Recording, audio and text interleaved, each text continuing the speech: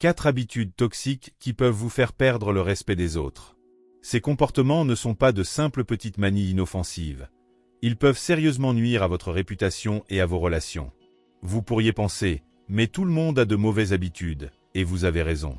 Cependant, les habitudes dont nous allons parler aujourd'hui sont particulièrement nuisibles car elles touchent au cœur de la manière dont nous interagissons avec les autres.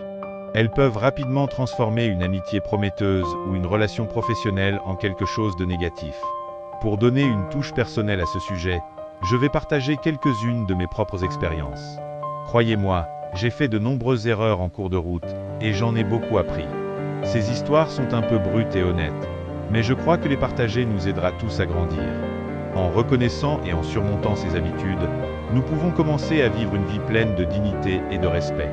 Nous nous appuierons sur les enseignements du stoïcisme, une philosophie ancienne qui offre des conseils intemporels pour mener une vie vertueuse et épanouissante.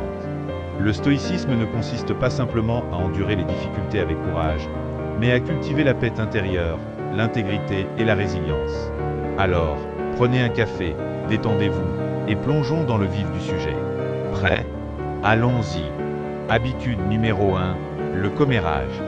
Soyons honnêtes, tout le monde se livre au commérage, même si personne ne veut l'admettre. J'étais moi-même un grand adepte des potins, et il m'a fallu beaucoup de leçons douloureuses pour réaliser à quel point c'était néfaste.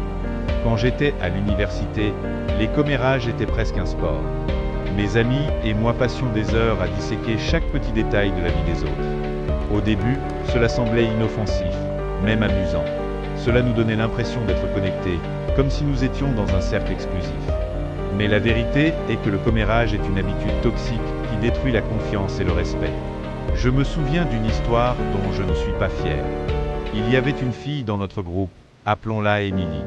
Elle était un peu différente, introvertie, et ne s'intégrait pas toujours. Un jour, j'ai découvert qu'elle avait un faible pour un garçon qui, disons-le, était hors de sa portée.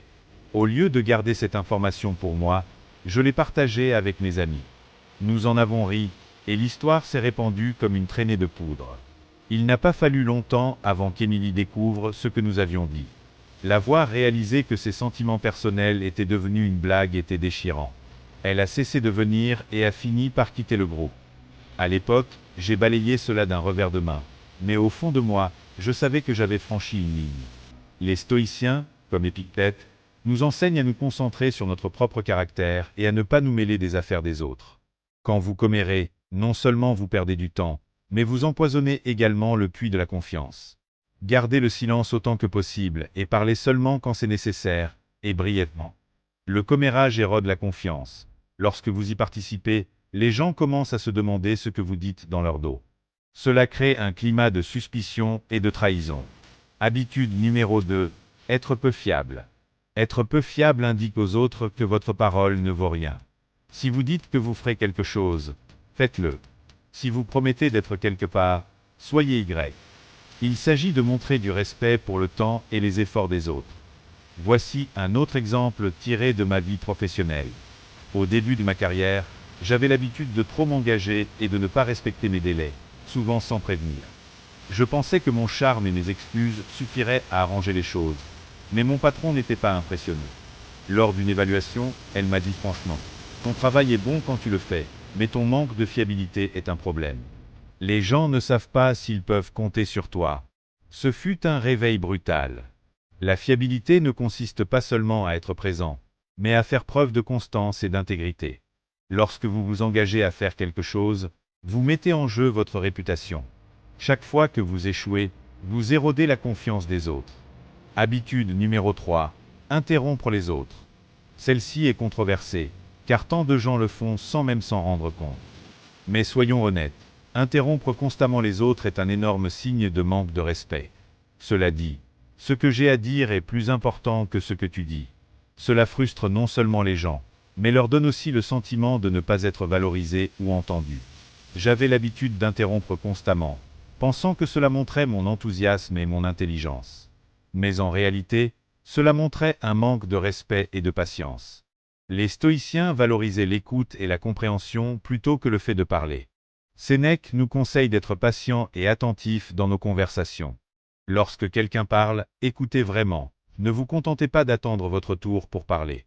Offrez à l'autre la possibilité d'exprimer ses pensées avant de répondre. C'est un moyen simple mais puissant de montrer du respect et de renforcer les relations. Habitude numéro 4. Se plaindre constamment. Se plaindre est non seulement agaçant, mais aussi profondément corrosif. Se plaindre sans cesse peut vous transformer en une force négative que les gens préfèrent éviter. Cette habitude peut drainer votre énergie et celle de ceux qui vous entourent, menant à une perte de respect et à des relations endommagées. Je me souviens d'une période où je me plaignais constamment de mon travail. Au début, mes amis et collègues étaient sympathiques, mais à mesure que le temps passait, ils ont commencé à m'éviter. Le dernier coup de grâce a été lorsque l'un de mes proches amis m'a dit « Je t'aime, mais tu deviens vraiment négatif.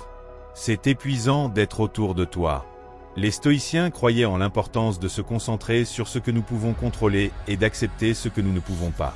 Se plaindre constamment vous maintient fixé sur le négatif, ce qui affecte non seulement votre état d'esprit, mais aussi la façon dont les autres vous perçoivent. Merci d'avoir lu jusqu'ici. Si vous avez trouvé ce message utile, partagez-le avec quelqu'un qui pourrait en bénéficier. Vivons tous des vies meilleures et plus respectueuses.